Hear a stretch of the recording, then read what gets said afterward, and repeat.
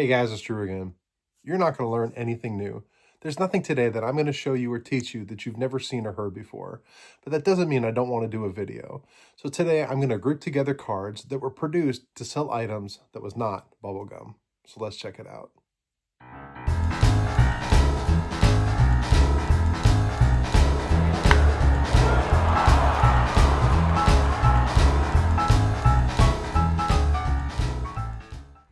When it comes to vintage, most cards were produced to sell something else.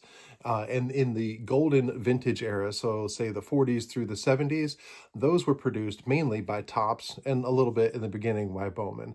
And they were produced to sell bubblegum. Now, eventually it turned. People started buying to get the cards and it came with gum as opposed to buying gum that came with a card. But that thought, that process to include a card or a special offer in order to entice kids to want to get those products, it's nothing new. In fact, that's gone on for well over 100 years. Again, I'm not teaching you anything new. But what I decided to do was I wanted to look through my collection and see, well, what cards do I have? I mean, sometimes they're called oddball or food issues or regional sets or whatever. But I wanted to show off some different cards that I have to show you different cards that were produced to not sell gum, but to sell other items. So let's check this out. So I've grouped 9 different cards together, all from different sets, from different eras. And again, you're not going to learn anything new, and there's nothing here you haven't seen before, but I still thought it'd be fun to do this. So we're going to start out with this Wheaties card. And Wheaties, these cards were cut, or they were put on the back of Wheaties boxes, and I've got a Stam Usual here. It's in terrible, terrible hand-cut condition, but I actually like it. I've seen much cleaner copies that were cut, but this one was some kid. I mean, it wasn't done with an X-Acto knife and a ruler. This was literally a kid with scissors that chopped it up and kept that card. So there's my Wheaties Stam Usual. Next to it, I've got a Pee Wee Reese, and this is from Royal Desserts, and this again was on the back of a box. And there was a little coupon on the bottom. You can see this coupon was actually cut up, but they still saved the card.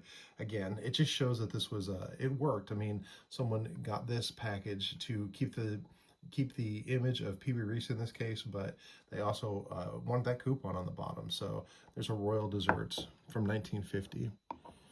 Then you've got the meat ones. I've got 2 different hot dog cards. Both of them are Carl Erskine. I showed this one a number of times, but this is the Wilson Franks, and this one is more of a traditional type baseball card. It's got some statistics on the back, a little write-up, and I love these cards. Really hard to get, but I've had this one for a long, long time and really happy to have it. On the other end is my Stallmeyers, again, Carl Erskine, and as you can see, if you look at them closely, it's basically the same image. They were used in a number of different hot dog products through the mid-50s. This one's from 1955, and I like this one. It's got the bold yellow border, and it's got the facsimile autograph there, and then this great back. And I love the backs of these cards, the red, white, and blue. Another giveaway, so again, another enticement to try to get kids to do something else. So they have the card in there to buy the hot dogs, and then when you get them, they have the giveaway in there to try to send away to get something else. So again, advertisement upon advertisement. The outlier, of course, is the dog food. As far as I know, it's the only dog food cars out there from this era, at least. And this time I chose from the Red Heart set this beautiful Warren Spawn, and I just love the green on the background of this one. And this is again one of my favorite sets, if not my favorite complete set that I have. And so I'm just always making excuses up to show off different cards from this set. But here's the Warren Spawn. Next, you've got the drinks, and we're going to start back here in 1958 with a Hires Root Beer. Again, another Pee Wee Reese.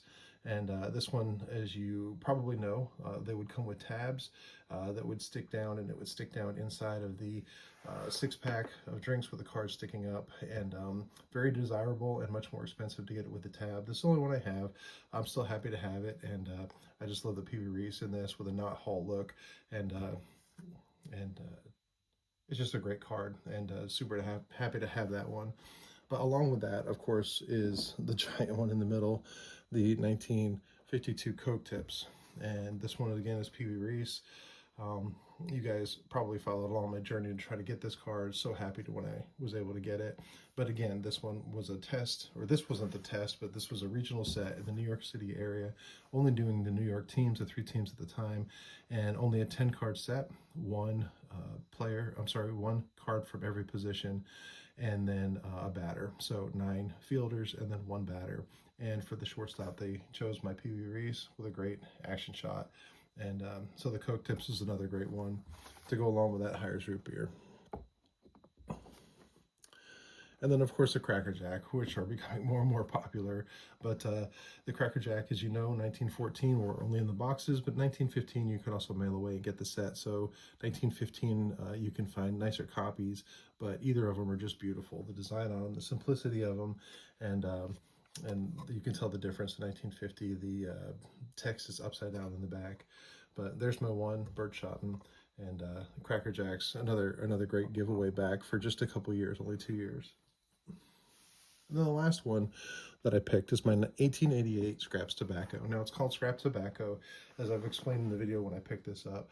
It was kind of a misnomer. It was an accident. It was never a company called Scraps, and it was not issued with tobacco, but rather it was issued with confection. And it was probably the first gum cards, but it was other confectionaries that were given. It was in an Ohio area, and it was only issued for 1 year. So just a great die cut card from way back, the oldest card by far in my collection. So there's my 1888 Scraps Tobacco. So what would you consider? I mean, which ones, not do you like? I mean, everyone's got their own style and their own thoughts on it. But out of these cards, I mean, is there any that you maybe didn't see? Probably not. But that doesn't mean you couldn't enjoy the ride. So as always, I appreciate you coming along. And until next time, you guys be good.